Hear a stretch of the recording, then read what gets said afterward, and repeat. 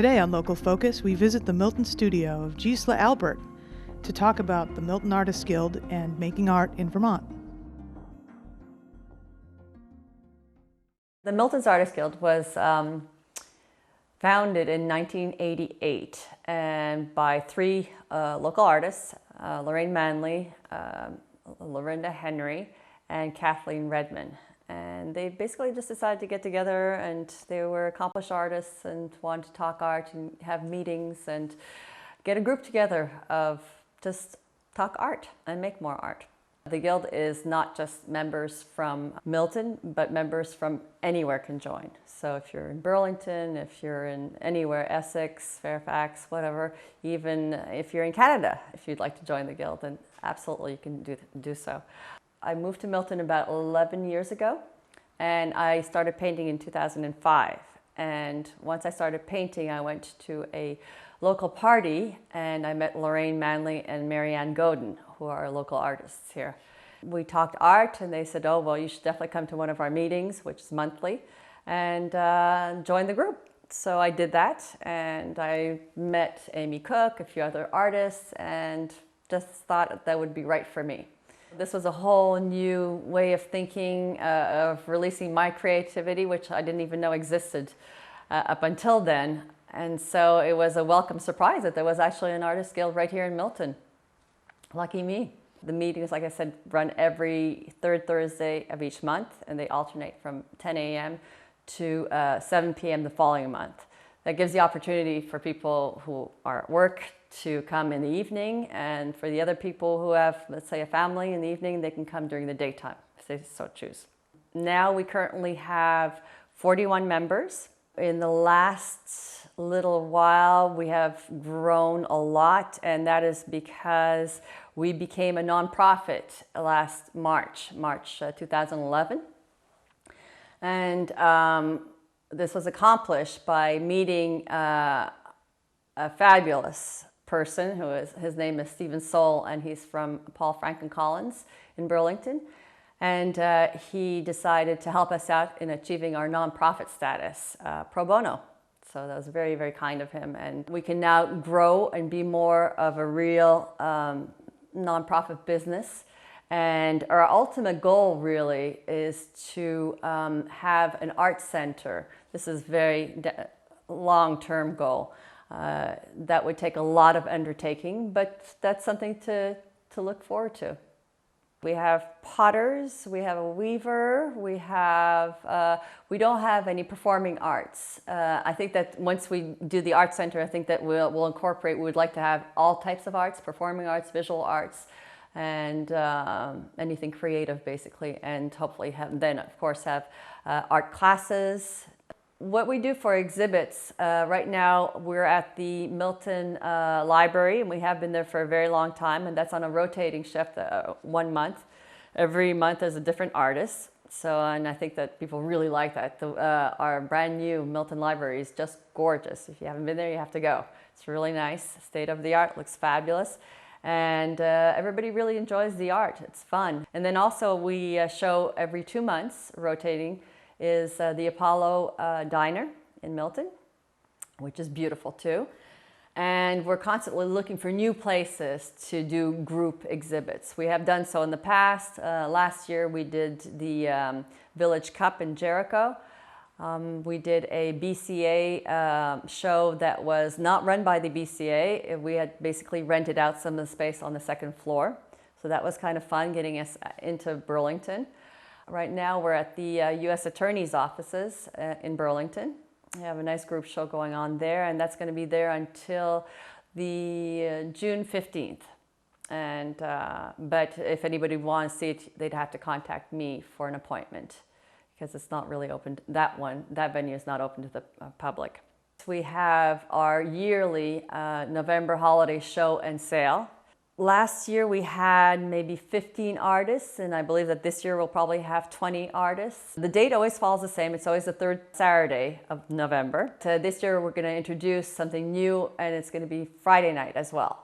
So, and the Friday night will be just 6 to 8, but it'll be by invitation, and to some people that can't make it for Saturday.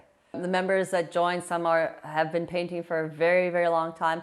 Others are brand new. They just want to release their creative spirit. And so we're more than happy to help them along. That's what the meetings are about a lot. There has been a lot of business discussion in the past, but that was basically because we were starting to grow as a nonprofit. So there were a lot of things to be done. So in the last few years, we have accomplished a tremendous amount. Seeing as we're kind of settled and we're on the right path of growing properly, I think that we'll be focusing the meetings on, helping the other artists just find their way and introducing maybe new mediums to them too.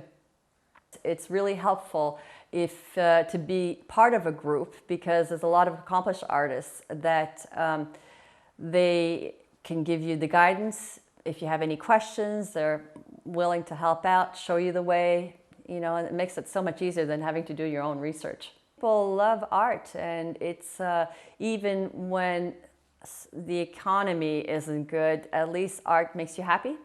So you're buying something that you'll take home that will last forever, and you can sit back and just makes you feel good. Although I think that a lot of artists would like to sell more of their paintings, I think it's the joy of making something so beautiful that's more important than the actual sale. When people go visit our website, which is miltonsartistguild.org, you'll see that anybody can click on you, and if you do have your own website, then it's a direct link to your website as well. So that's one of the benefits. A few of the other things that we have to offer the Milton's Artist Guild is these beautiful t-shirts with our nice new logo, which was designed. We had actually a contest 2 years ago, and asking a call for artists in our group to come up with our new logo. We have a lot of different contests for things. We had a contest for making this beautiful brochure. So this brochure, now we're using this as our membership form. We have these in a lot of offices, lawyers' offices, dentists. We have them at the BCA. We have them all over the place so that people can pick them up. Anybody that's interested in joining a fun art group, that's us. We'd like to thank our sponsors, because this was the first thing that we did in order to obtain enough money for these brochures. We had a fundraiser, and that was Meet the Merchants. And we went to a lot of the merchants here in Milton, and they kindly supported us. And they are now on our website and on our brochure, and thanking them and good advertising for them. Last year we had the July 4th parade for the first time, which was a lot of fun.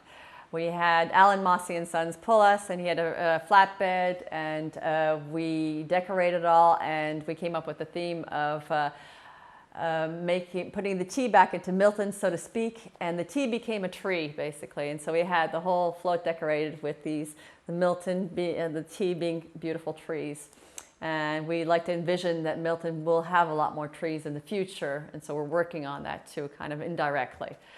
But we did the float, and it was a lot of fun. It was great coverage. A lot of people saw us, and people just don't know that there's a Milton's Artist Guild, and this was a great way to get recognized. We plan on doing it again this year, so look for us, and please come to the July 4th Milton's Parade.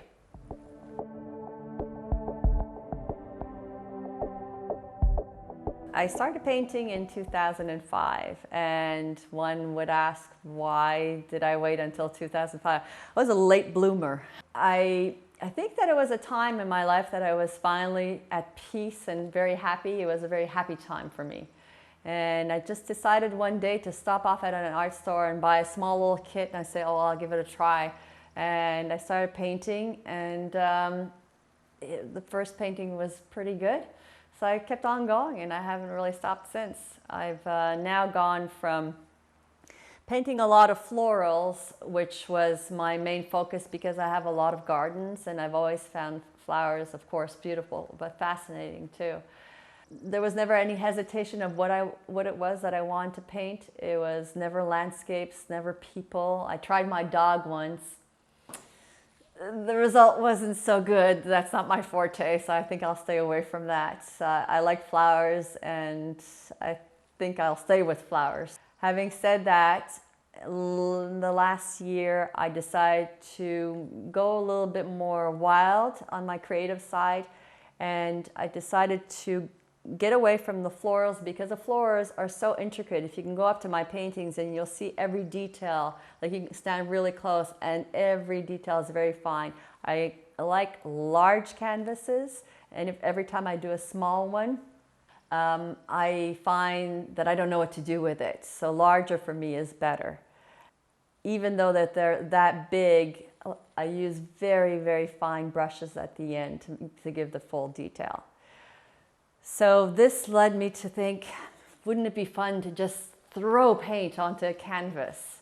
So I decided to do that one day, and I said to myself, well, the terms will have to be that it will be something different than I've done in the past. So I've decided to do something totally wild and decided to go with acrylics. And the other criteria was that I would not use any brushes or even fine brushes because I wanted to get away from that. So I decided acrylics and knives would be my way. And I've made a few and I've had good results from them, I think. Sold a few, which is encouraging always. And I'm having a lot of fun with it. I would say that acrylics and abstracts are a lot harder than painting anything that is like that you see, that is, that you see real, like a flower or a landscape. Abstracts have to come from your head, which makes it so much more difficult. So it was surprising to me that that it is as challenging as it is. But it's fun because I like doing a challenge.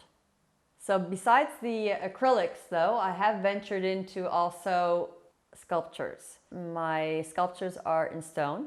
And so far I have made a few sculptures that are in alabaster, which is a stone that is medium hard. You have soapstone that is quite soft that you can do very gently with a lot of different tools, but you don't need power tools.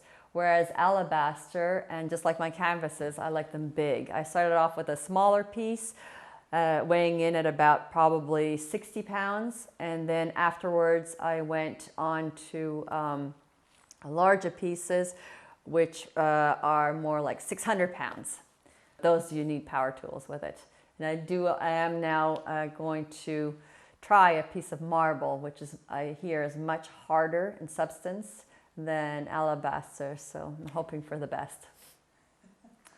I think that if you've never tried sculpting, and this is a highly recommend this, if you've never tried sculpting, even if you're not really an artist or you don't perceive yourself to be an artist, that is one thing that you can do. It's not having to draw something into that. It has to be perfect. You take a piece of beautiful stone and you take a hammer and chisel and you just go crazy at it. It releases a lot of tension and it's gratifying. I've yet to meet somebody that has done sculpture that doesn't really like it.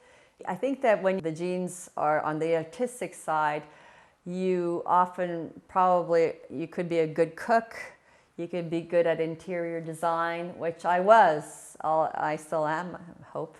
I love to cook and I'm good at it, and I put the interior design well together. And I think that's kind of all related. So, but I never thought about it, that would turn into actual art. I think that the key thing is not to be afraid. And I tell a lot of people this because I think that people want to get into the artistic field, but they're hesitant because they fear that once, let's say if they do a drawing, that they'll look at it and it will be ugly. And my view is that do it and don't be afraid. The worst that can happen is that you tear it up, you throw it away, or you paint over it. That's another option. So if you're on a budget, just start with a piece of paper, and it doesn't have to be anything fancy, but just don't be afraid. Just go for it and trust your instincts. If that's what you want, I'm sure that you'll be absolutely surprised at what comes out of it.